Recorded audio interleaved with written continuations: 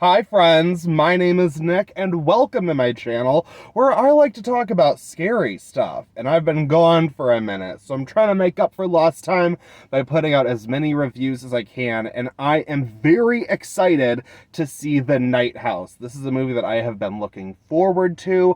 I don't really know much about it. I remember seeing a trailer for it a few months ago while seeing something else and being like, ooh, what is this? Like a good 2 hours of Rebecca Hall going, am I haunted or am I crazy? I love it! I'm so excited. And I know one of you out there is also excited for this one. Hi, Ledger. This one is for you. And yeah, I don't know a whole lot. I don't want a whole lot. I'm just going to rush in there. I'm actually kind of late. So I will be back to talk about The Night House. And then over here we have, the husband. You know that we're paying people to do that, right? You don't have to do it all yourself. Owen? Well, I'm back. So yes, The Night House. It stars Rebecca Hall as this woman, Beth, who has just lost her husband, and she's going through a really difficult time living in her gorgeous lake house that she believes is maybe haunted, potentially by the spirit of her recently deceased husband. And we go through the game that we've seen plenty of times in these types of movies. I swear, while watching this, I was like, no movie feels like its own thing. Every movie feels like some other movie, like everything is in a subgenre. But we have a character who isn't sleeping very well. They're drinking. They're having these scary nightmares. And again, are they crazy or is there a haunting going on? And without really getting into the developments of the story, because I would say, well, there aren't exactly twists or turns. There are these developments that make me go, oh, and okay, and oh, and then, oh.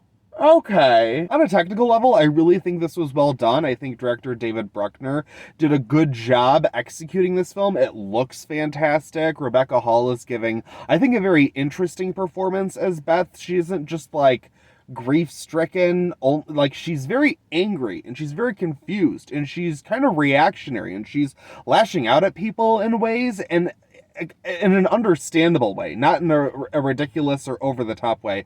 And I think she handles this character very well. It's not the typical protagonist I feel like I see in every single horror film like this. But I do want to say that this is a movie that is going to be called long, slow, and boring. This movie is not going to be for everyone, and I liked about half of it. There are things, the horror elements, I would say, the thrills, I liked a lot of what was going on. There's a lot of great imagery here and a lot of interesting ideas.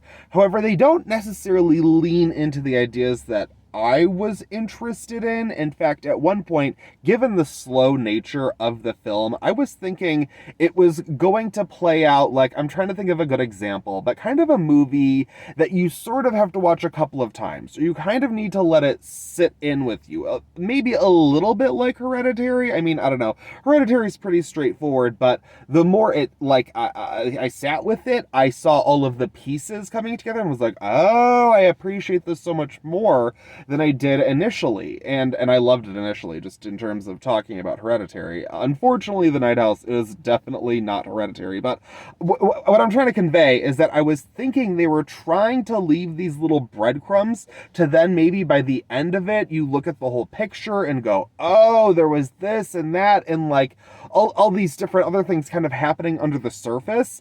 But then once we get to a point where we're getting answers, it was definitely much more simple and straightforward. And I don't want to go full been there, done that, but a little been there, done that. And without really getting into it, I would say that I think it's kind of the proper, it's a little bit of a trigger warning, but also I think to give you the right expectations of what this is, it's definitely psychological horror, and it's very much about mental illness and self-harm. And I think it's, really not going to work for a lot of people, once again. I thought it was very well made. It was well acted.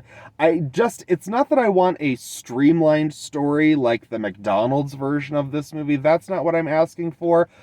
But I don't necessarily think the writing was entirely as well thought out as it could have been in terms of where it went and what it ultimately does. I feel like you could have cut a good 10 to 15 minutes of this movie. It just didn't really earn its pacing. The payoff wasn't, it wasn't, I don't want to say explosive, because again, I'm not trying to say I just want like I don't know, a typical Hollywood film. That's not the point. It's just that the story ultimately was lackluster to me. For the concept, I'm gonna give it a 3 out of 5 because again, there are things in here. Again, most of the imagery and there's a lot of like mirrors and characters who seem to be a lot like other characters and duality and things like that. And I love that. It really didn't bring it home for me. But as for the execution, I'm going to give it a 4 out of 5 because I think, again, David Bruckner, great director. I think he did a good job with this. And like, personally, I think like, his execution almost punched up this rating where I thought it was going to go in places it didn't. But at the same time, it also didn't fully make this work for me. So I can't give it a full 5 out of 5. Entertainment value, guys?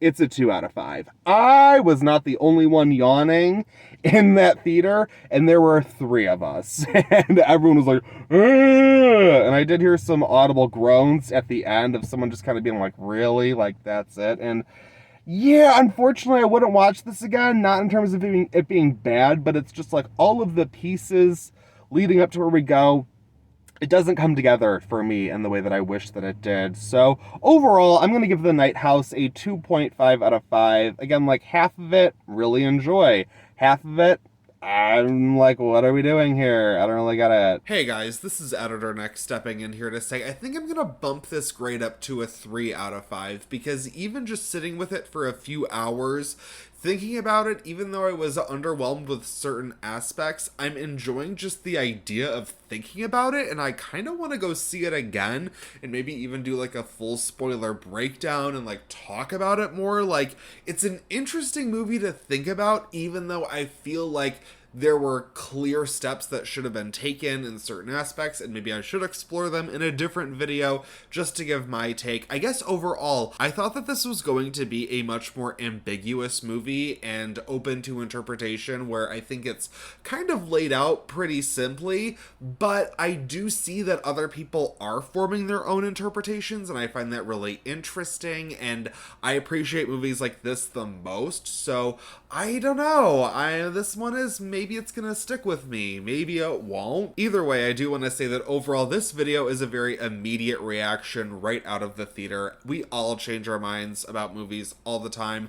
I can't necessarily say I think I'm gonna have like a full 180 on this, but I do want to emphasize that the aspects of this film that are strong are very strong. The scares and the thrills and all of the sort of mythology within this film, I guess I would say, just in terms of what's going on with that, that is all very interesting. And I wish that we just kind of got into that a lot faster, and we don't, but at the same time, I can see the way that this plays out working for some people, definitely not for the people I was in the theater with, but I don't know, I really want to hear what you guys think of The Night House. Thank you so much for watching this video. I'm going to get the hell out of here right now because my car is in oven right now. I need to turn it on right now, and that's going to make the sound real bad. So, follow me on Instagram, Letterboxd. Oh, let's blare it. Oh, I'm alive again.